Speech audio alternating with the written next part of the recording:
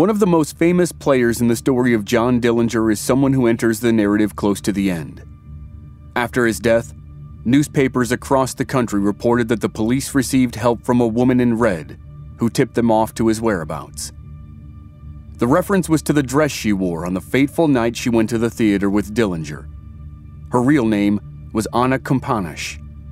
She was born in Romania, got married at 17, and immigrated to America with her husband. They settled in Chicago, but they separated when she was 25. She moved to East Chicago, Indiana with her son, where she worked as a prostitute and waitress.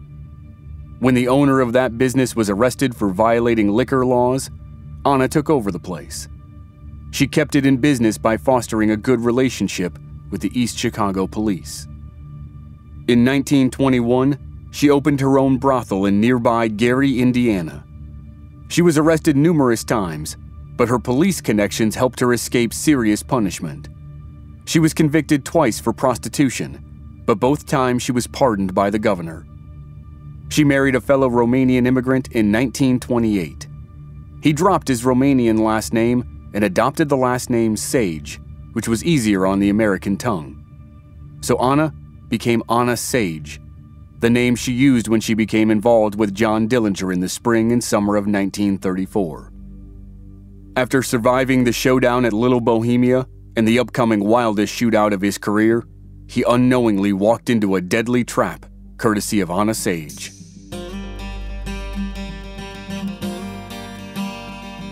From Black Barrel Media, this is Season 4 of Infamous America. I'm your host, Chris Wimmer, and this season we're telling the story of the most notorious bank robber in modern American history, John Dillinger. This is Chapter 9, Public Enemy Number 1.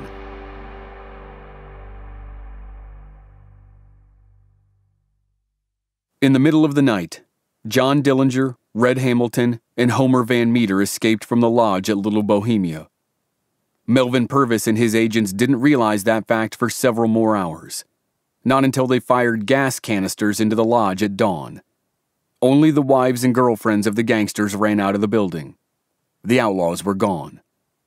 Dillinger, Hamilton, and Van Meter ran from the lodge and eventually found themselves at the southern tip of Rest Lake.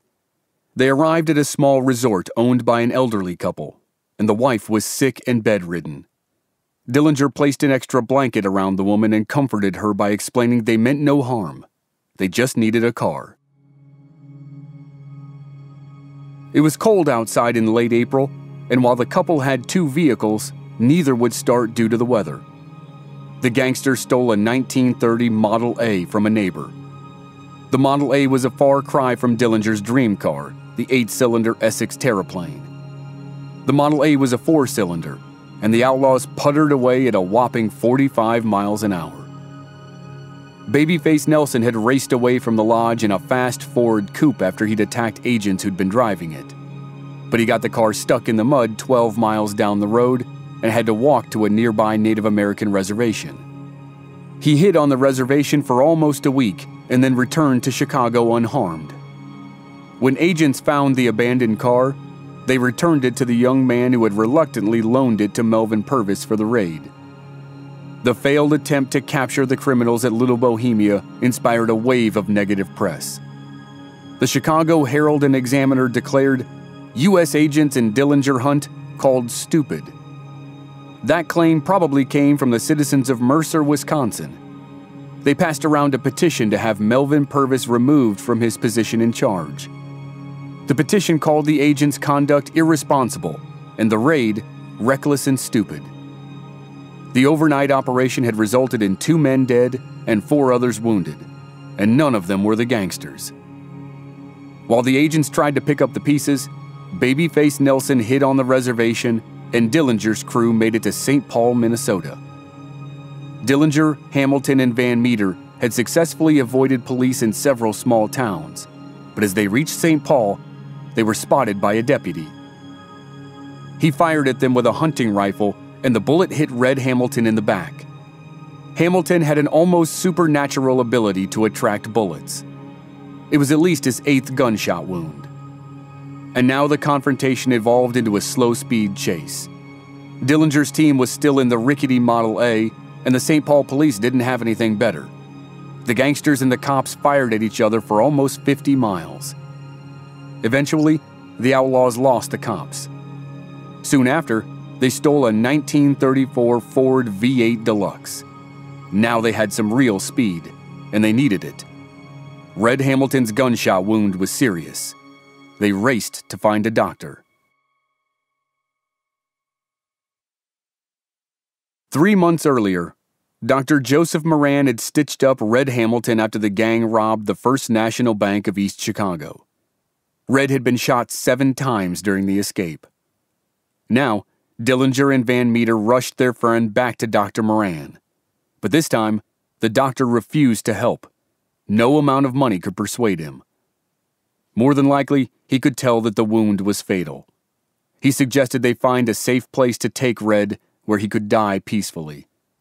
They stashed the wounded man in a friendly gang's hideout in Aurora, Illinois.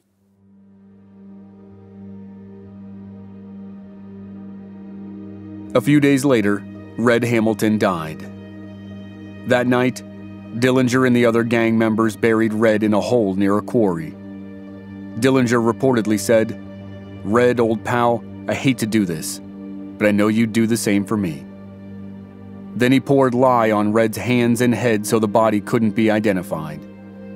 Homer Van Meter filled in the grave, and they marked it with a roll of barbed wire. By that time, the Bureau had recovered the Model A. The inside was soaked with blood, but the agents couldn't tell whose blood it was, and they made the wrong assumption. Purvis thought Dillinger had died from wounds he'd suffered at Little Bohemia or during the shootout with St. Paul police. But of course, neither was true. John Dillinger was very much alive. He proved it a few days later when he and Homer Van Meter robbed another bank. They went back to Ohio. The two men entered through a drugstore that was connected to the bank. They pulled out their Tommy guns and went to work. They reportedly took $11,000 in cash and an unknown amount in bonds. As usual, they grabbed hostages for their getaway. They went back through the drugstore and they were met by cops and vigilantes. But the hostages prevented law enforcement from opening fire. Details of the robbery are sketchy, but one moment shines through. The female hostage, Ruth Harris, said Homer Van Meter held her so tightly she could feel the vibration of the Tommy gun every time he fired it. Van Meter likely fired at the cops to get them to back up to allow him and Dillinger to escape. In the process, 5 people were wounded, including the local police chief. Dillinger and Van Meter pushed their hostages outside.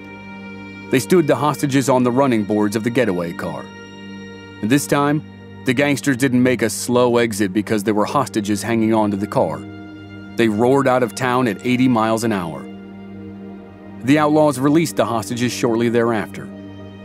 Ruth Harris said Van Meter held her wrist so tight she could see the imprints of his fingernails for weeks.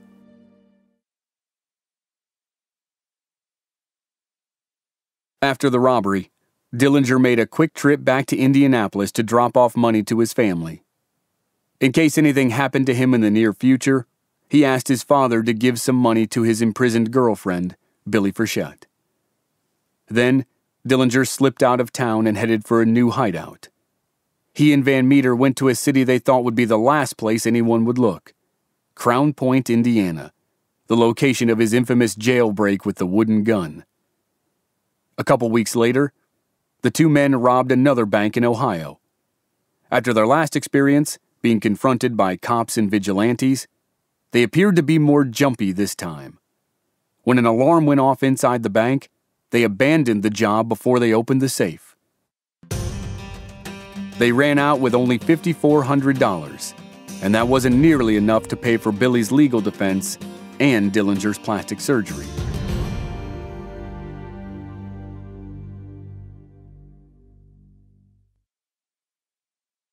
On May 23, 1934, in a courtroom in St. Paul, Billie Frechette received 2 years in prison for harboring a fugitive.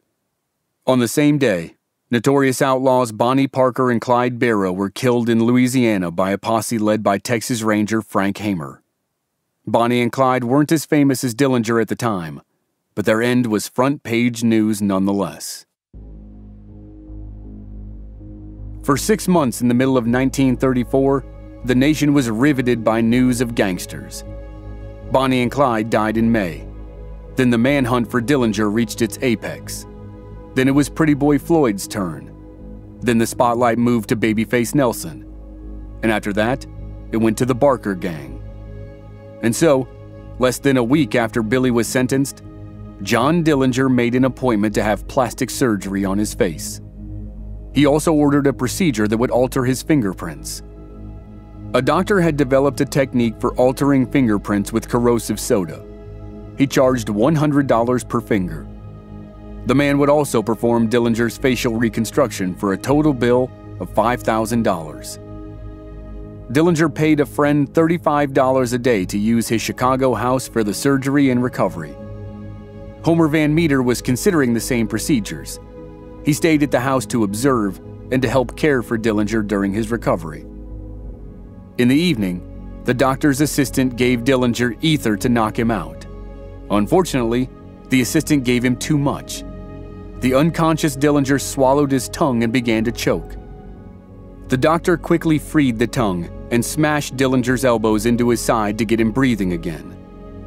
To the doctor's relief, the most famous bank robber in America took a big breath and then began to breathe normally. With the catastrophe avoided, the doctor started the surgery. He removed 2 distinctive moles, one between Dillinger's eyebrows and one from the left side of his forehead. Then the doctor performed a standard facelift by making an incision under the ear to remove tissue and tighten the face. Then, using tissue he'd removed from behind Dillinger's ears, the doctor filled in the famous dimple in the bank robber's chin.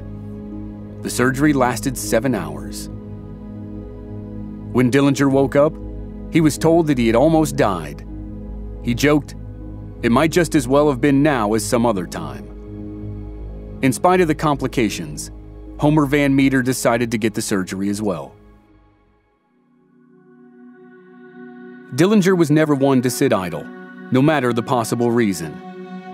Within a week of his surgery, he popped up all over Chicago. He met with associates and friends like Tommy Carroll, who had also escaped Little Bohemia. Tommy Carroll's girlfriend was pregnant. He was headed to Minneapolis to tell her mother the news when he was shot by police in Waterloo, Iowa, on June 7, 1934. Dillinger's confidants were dropping like flies. And he had other trouble as well. As his face healed, he was not pleased with the results of the surgery. He and Van Meter thought they still looked too much like themselves. They confronted the doctor about his work. During one really heated conversation, Babyface Nelson arrived at the house. The doctor took the opportunity to sneak away. He escaped Dillinger's anger. But Dillinger eventually changed his opinion of the surgery. When his face healed, he dyed his hair and his mustache black. He wore gold-rimmed glasses and walked around town without incident. Maybe the doctor had succeeded after all. Dillinger put it to the test. He met a new girl and strolled right into a Chicago police station. Rita Hamilton was known to most people as Polly. She was sent to the Barrel of Fun nightclub to find John Dillinger. She was exactly his type, a dead ringer for Billie Frechette. She had worked on and off as a prostitute for Anna Sage in Gary, Indiana. On an early June night in 1934, Anna Sage asked Polly to go to the nightclub with the express purpose of attracting the famous outlaw. When Dillinger spotted Polly, he couldn't stop staring at her. When they made eye contact, he approached her. He introduced himself as Jimmy Lawrence, and he claimed to work for the Board of Trade. To go with his new face, he toned down his outgoing personality and adopted a more passive, shy persona. Polly said later he was one of the shyest people she ever met, but she liked him. The next night, they had dinner and danced at the Staples nightclub. After that, they were inseparable. Polly worked at a sandwich shop during the day, and Dillinger would wait for her outside until she got off work. Polly's co-workers pegged him as a dandy with his glasses, his thin mustache, and his straight-laced wardrobe. But they only saw him from a distance. If they'd gotten closer, they would have seen the numerous scars on his face. He attributed those to a recent car accident. When other waitresses did get a closer look, they told Polly he looks just like John Dillinger. It's hard to tell if she knew who he really was. If she did, she didn't admit it to her coworkers. It's also possible that her meeting with Dillinger wasn't just arranged by Anna Sage. Dillinger might have requested the introduction himself. Criminals in Chicago knew that Anna Sage was a madam. When Polly took Dillinger to Sage's apartment for the first time, he seemed familiar with it, like he'd been there before. On June 11th, Dillinger tested his new appearance. Polly applied for a license to be a waitress at a hotel in Chicago's Loop District downtown. There'd been an outbreak of dysentery the previous summer, and the city had started a permitting process as a result. To get the license, Polly had to go to the Chicago Police Building on South State Street, and Dillinger went with her. While Polly filled out the paperwork and underwent medical exams, the nation's most famous bank robber loitered in the crowded waiting room. He went completely unnoticed by Chicago police officers. He grew more bold and began wandering the hallways. He stuck his head into crowded squad rooms, including one that belonged to the chief of detectives. After that first visit, Dillinger went back to the building 3 more times and was never once recognized. When the Chicago Times got wind of his visits, the chief of detectives was ridiculed and demoted. And the chief wasn't alone in his embarrassment. Special Agent Melvin Purvis struggled as well. The Little Bohemia fiasco hung over his head like a dark cloud. He sent agents to interview as many people as possible who'd had anything to do with Dillinger, including his old girlfriend, Mary Longnecker. They had no information.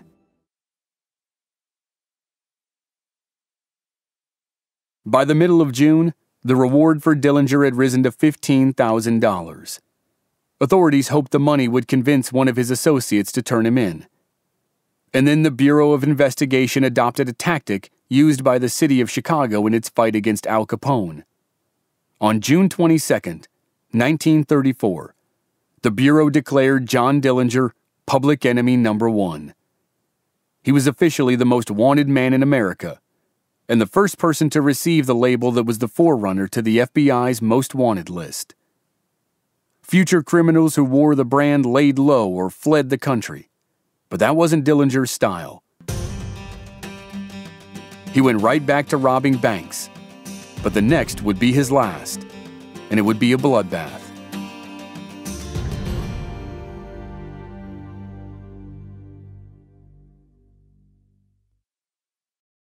Merchants National Bank in South Bend, Indiana, holds the distinction of being the last bank robbed by John Dillinger. He arrived in town just before 11:30 a.m., June 30th, 1934, in a tan Hudson sedan. He had 4 men with him: Homer Van Meter, Babyface Nelson, and 2 more accomplices who were probably John Paul Chase and Jack Perkins. Another man waited for them in a second vehicle outside of town. A few minutes earlier, the bank had received a drop-off of $7,900 in cash. It was the payroll for the post office. A teenager named Alex Slaby stepped out of his father's car near the bank. The tan Hudson with 5 gangsters inside stopped next to him. The bank robbers exited and told Alex to beat it. The men headed for the bank. They covered their weapons with long pillowcases. That's when Alex noticed that the Hudson's engine was still running. He reached in for the keys. Someone yelled at him and asked him what the hell he was doing. Alex turned to find himself face to face with Babyface Nelson. The young man squeaked a response and then ran to the other side of the street. He hurried into a store with a telephone and called the police. Babyface Nelson and Homer Van Meter took up positions outside the bank. Dillinger and the other 2 men went inside. The bank was supposed to close in 30 minutes, and almost 24 customers were still inside trying to finish their business. Dillinger didn't know it, but the police were already responding to Alex's call. Cops scrambled from all over town. They were already racing toward the bank when Dillinger shouted, "This is a stick-up. Everybody stand still." A few people did as they were told, but the others didn't hear him or didn't understand. Dillinger ripped the pillowcase off his Tommy gun and fired into the ceiling. Instead of standing still, the crowd panicked. Some people screamed and ran. Others dove for cover under a counter. Half a dozen people locked themselves in a bathroom while others hid in a private office. A bullet from Dillinger's weapon bounced off the ceiling and hit a customer in the hip. Dillinger looked at the bleeding man and shrugged. Chase and Perkins emptied the cash drawers into their pillowcases. Outside the bank, the gunfire attracted the attention of a nearby patrolman. He ran toward the bank, unsnapping his holster. Alex Slaby, the teenager who'd called the police, watched in horror through a store window. The patrolman ran straight into an ambush. Babyface Nelson and Homer Van Meter opened fire before the patrolman got his gun out of his holster. Bullets tore into him and he crashed to the ground. His head hit the pavement with a sickening thud. 3 more police officers arrived just in time to see the patrolman go down. As they ran in different directions to take cover, Homer Van Meter fired at all of them. He kept the cops pinned behind the cars. The first person to land a shot on one of the robbers was actually a jeweler who boasted of being an expert marksman. He walked out of his jewelry shop with a pistol and fired a bullet at Babyface Nelson. The bullet slammed into the outlaw's back, but Nelson didn't go down. The robbers were wearing bulletproof vests. Nelson whipped around and fired more than a dozen bullets in the jeweler's direction. The jeweler dove back into his shop. He wasn't hurt, but one of the bullets hit the man's friend in the leg and deflected into his stomach. The friend collapsed inside the shop. A 16-year-old boy, sitting in his family's car just down the street, decided to run at Babyface Nelson. He caught the madman by surprise and jumped onto his back. Nelson whacked the kid in the head with the barrel of his machine gun. The young man's grip weakened, and Nelson shoved him through a plate glass window. When the kid tried to stand, Nelson fired a burst from his Tommy gun. A bullet hit the kid's hand, and he fell onto his back in shock. The gunfight attracted more attention. 2 police officers had dropped off the payroll at the bank just before the robbers arrived, and then they'd gone to lunch. Now the gunshots grabbed their attention. One jumped in a car and drove toward the bank. The other ran on foot. Inside the bank, Dillinger, Chase, and Perkins had filled their pillowcases with money, and it was time to leave. They grabbed 3 hostages for protection, 2 bank employees, and the customer who'd been shot in the hip. They headed for the door. Outside, Homer Van Meter had corralled a group of hostages from a shoe store. The 3 robbers inside pushed their hostages outside, and the 2 groups merged into one. But in the jostling that followed, the robbers and the hostages were separated for a moment. An officer named Niels Hansen crouched behind his parked car and aimed his gun at the bank. With a sliver of daylight between the hostages and the robbers, Hansen fired. He targeted the biggest gangster and hit the man in the shoulder, but the big man barely flinched. Hansen aimed at the man's head and pulled the trigger. The bullet hit gangster Jack Perkins in the right side of the jaw, but Perkins still didn't go down. And then Hansen's window of opportunity closed. The civilians were too close to the robbers. But other officers were willing to risk it, and they opened fire. One of the human shields took a bullet to the leg. Dillinger and Chase let go of their bleeding hostages and hurried to the getaway car. Jack Perkins still had his hostage, but then that man was shot in the leg too. Dillinger shouted at Perkins to release the hostage and get in the car. Perkins tossed the hostage aside and dove in with Dillinger, Chase, and Van Meter. Homer Van Meter was behind the wheel. He was about to put the car in gear when the officer who was running to the scene from his lunch break arrived at the bank. The officer had a 12-gauge shotgun, and he fired at Van Meter. Some of the buckshot hit Homer in the head. He slumped forward, but then straightened back up. The officer fired again, and again it looked like it hit Homer Van Meter, but Homer was still able to shift the car into gear and get it moving. The officer's partner arrived in their vehicle. He fired 3 shots at the back window of the getaway car, and again, for the 3rd time, Homer Van Meter slumped forward as if he'd been hit, but he managed to prop himself up and keep the car going. The getaway car stopped long enough for Babyface Nelson to jump inside, and then it sped out of South Bend, Indiana.